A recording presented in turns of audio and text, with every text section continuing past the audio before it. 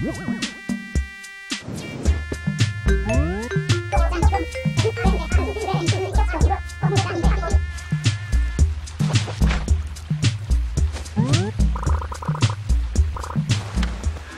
everyone, Xander here from Access Gaming Podcast, and I made a video not too long ago talking about my top 10 most addicting games of all time. And what's funny is right after I was done with it, I did some editing, uploaded it to YouTube. I totally forgot a game, and I was kind of kicking myself, being like, why didn't I mention this game? Because this game was so fun.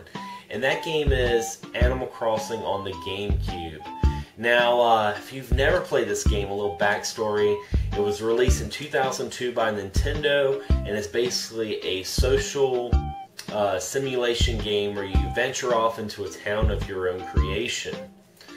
Now, what was really interesting about Animal Crossing was, you're in this town with all these different animals, from like cats to rabbits to dogs. And they were like your neighbors, and you got to know them, and they all had their own little personalities.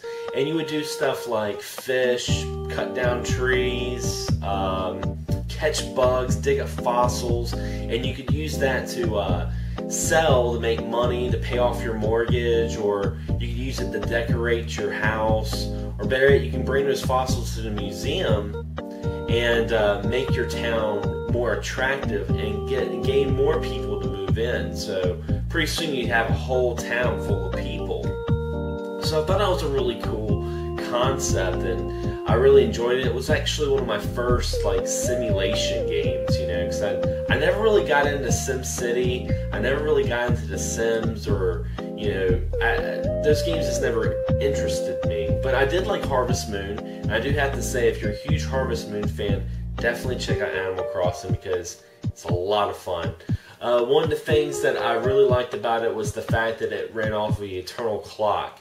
So this game was playing while you weren't even playing it. You didn't even have the GameCube on, and it would still go.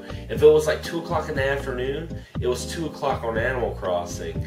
And what was really funny is, Tom Nook, the guy you would buy all your stuff from, the guy who owned the shop that, you paid your mortgage to, he actually had store hours. He would actually close at 9 and open up 9 o'clock the next morning. And I thought that was really, really interesting.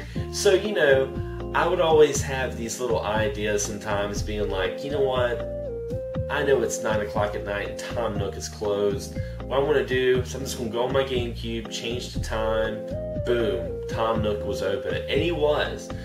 But don't think you're going to be like Doctor Who and completely time travel this game, because it does have its repercussions for it. Because if you were to time travel, it pretty much acts like you have never played the game. So you start growing weeds around the town, you start having cockroaches in your house, the town people start acting like that you never saw them in a million years, and they start getting pissed off at you and they don't even recognize you anymore.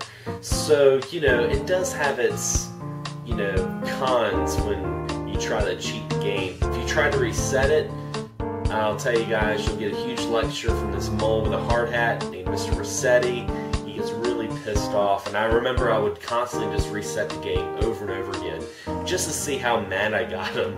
And also Animal Crossing really utilized the whole Game Boy Advance link cable to your GameCube, because the Game Boy Advance had this cable that you'd hook up to your GameCube, and every game every once in a while would have some sort of little feature to it. Well, on Animal Crossing, you could actually go to this little island, and you would get different stuff like coconuts and rare items that you couldn't get normally in town. And Animal Crossing also utilizes the e-reader. And the e-reader was very short-lived. It was basically like this little card scanner that you got for your Game Boy Advance, and they would come out with different trading cards for various different games. And Animal Crossing would come out with different Nintendo games, because you could actually have Nintendos in your house, which, playing Excite Bike and Donkey Kong and stuff like that, that's a good enough reason to own this game. That's how fun it was. And of course they celebrate all the holidays, like if it was Christmas time on Animal Crossing. If it was your birthday, they would all give you gifts and send you cards and stuff. I thought it was a really cool game, and the more I talk about it, the more I just want to go back and play it. It was a lot of fun. I'm really looking forward to the 3DS Animal Crossing that's coming out in May. I believe it's May 9th.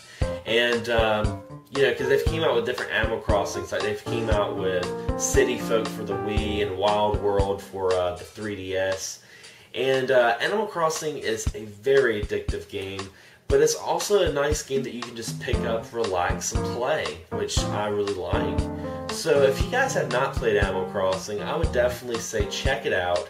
If you have played Animal Crossing and you have some funny stories or anything like that, leave a comment below, or better yet, make a response video. It'd be really cool to hear what kind of shenanigans you guys got into with this game. So as always guys, thanks for watching, thanks for subscribing, and until then, happy gaming.